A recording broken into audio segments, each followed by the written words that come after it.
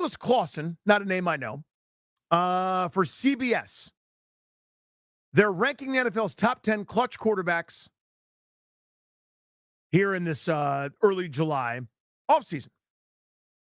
This is one of those impossible exercises, right? Like, who do you think, top of your head, historically, think of a clutch player in any sport. What are some of the names that come to mind? I can think of a bunch. Sometimes it's based on rep, right? I remember a handful of years ago, and I'm not beating up on this player. He's still one of the greatest I've ever seen, obviously. But Michael Wilbon, who I love, sort of summarily declared that Kobe Bryant is the best closer in the NBA. Said he's the closer. Not something we ever thought of before. But what does that mean? Well, it's down the stretch. He's got the ball in his hands. He's going to make plays or not for his team. And he was really good at that. Well, no number bore that out. But what I mean is, what Wilbon was asserting wasn't actually taking place at that point. His shooting percentage, talking about Bryant's, went down. His turnovers went up. His assist ratio went down. Everything from free throw rate to otherwise. But it was just he hit enough of those clutch game-winning style jumpers, Jordan style, that you go, okay, he does enough, he's clutch. But the numbers didn't bear that out necessarily. Again, I'm not telling you Kobe Bryant wasn't a clutch player. He obviously was. You know what I mean? But it's just an example I'm trying to offer. So this is really hard to quantify. We don't think of Peyton Manning as clutch because he didn't win as many Super Bowls as Tom Brady, who we do think of as clutch. But we sort of don't pay attention to moments where Brady wasn't particularly good. Or we don't remember moments where it took the Atlanta Falcons not running the ball one time, and then he doesn't win one of those Super Bowls, right? I mean, clutch is this ephemeral thing that's hard to pin down. We know that John Elway was clutch because of the drive. We know that, that the Jordan was clutch because all the game winners, because of Byron Russell, and then the jumper right in his mouth. We know those. But again, it's hard to quantify with numbers. So what they did at CBS Sports is to try to figure out via the best numbers that they possibly could. Okay, so I'll read from the story. He said, I looked at these numbers to answer these age-old questions using two stats. Quarterback conversion rate on game-tying or go-ahead drives in the fourth quarter and overtime, and expected points added per play in these situations. Looks at value added on all plays between rushes, passes, sacks, and fumbles. AKA, game time, game situation, you're winning, you're losing, or you're tied. You've got a game-winning or game-tying clutch situation, end of game, where you punt, you lose, you don't get the fourth down, you lose. And what are you doing in those times? Like, in other words, you don't get, like, if Darius is my starting quarterback and he hands it off to Ryan, and now he's got a quote game-winning drive because Ryan rips off a 65-yarder for a tutty, is Darius clutch or not? Right? It's about what you do in those situations. So when you try to do it numerically and not with the eyeball test, you get some fascinating results here. Let's go through them. Number 10, Justin Herbert. Fine there, right? It's not as if the Chargers have won a ton with Herbert as their quarterback, but that stands to reason to me. Justin Herbert's converted 42% of game-tying or go-ahead drive chances in his career, the 10th best rate in the league among active starters. He was effective in the clutch again last year, but the Chargers defense didn't hold up their end of the bargain. Get this. This is from a story. He had 5 game-tying or go-ahead touchdown passes in the fourth quarter and overtime of losses last year, the most in a season in NFL history. So that checks out, right? In other words, with a minute 10 left, you throw a tutty, take the lead, your defense then ends up losing the game somehow. It happened 5 times to him last year, and that was even with him being hurt a couple times. Number 9, Lamar Jackson. Jackson is the 3rd highest conversion rate on these clutch drives among active starters, behind a couple other names who I'll get to here in a second. Problem is he hasn't delivered the clutch in the postseason. So this is another part of this clutch discussion that I think dominates in a way that may or may not be fair to you. And this is kind of the new school fan versus old school fan, right? Did you do it in the postseason? In this smaller sample where everything is so magnified, you did it or you didn't.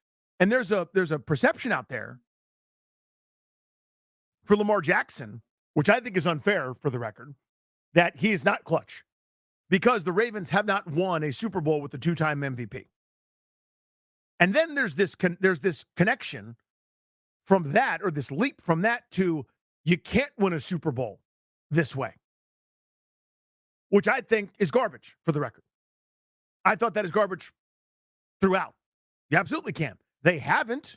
I'm aware of that because they got upset by a red-hot Tennessee team when he was the MVP a couple years ago, and because I'm blanking on the player's name. Is it Zay Flowers?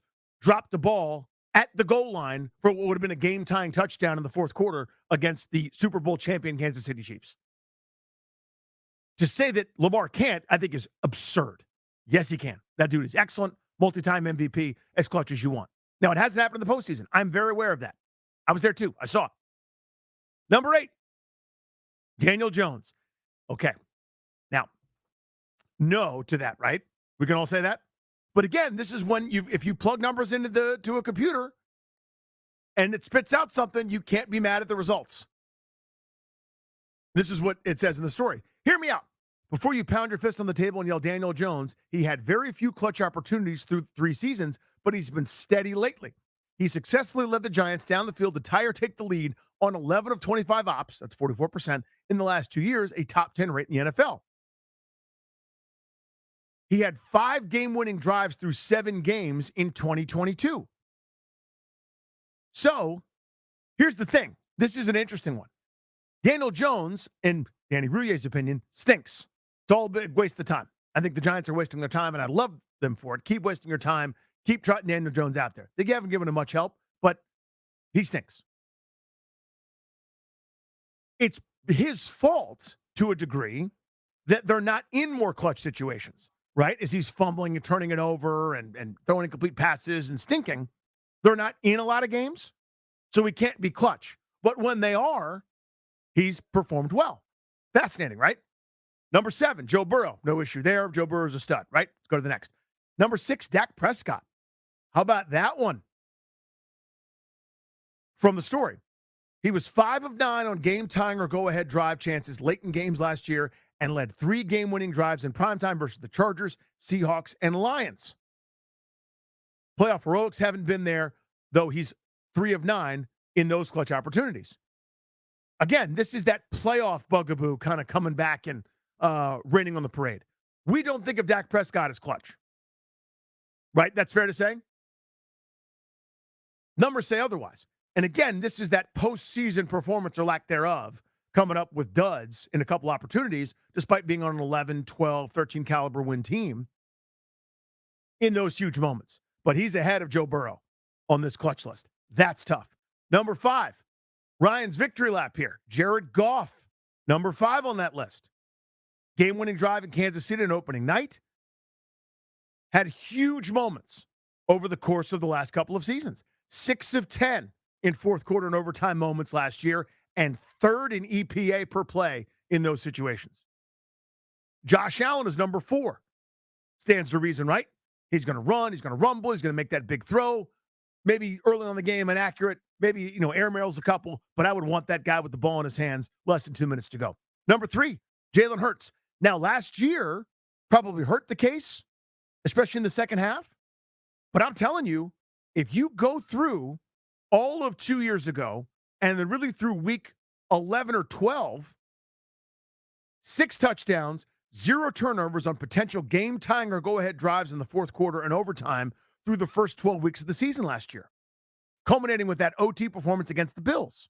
If you remember, this is before that meltdown, before they fell off the planet. He outdueled. He was every bit as good, if not better, than Pat Mahomes was in the Super Bowl a couple seasons ago. So I buy that one.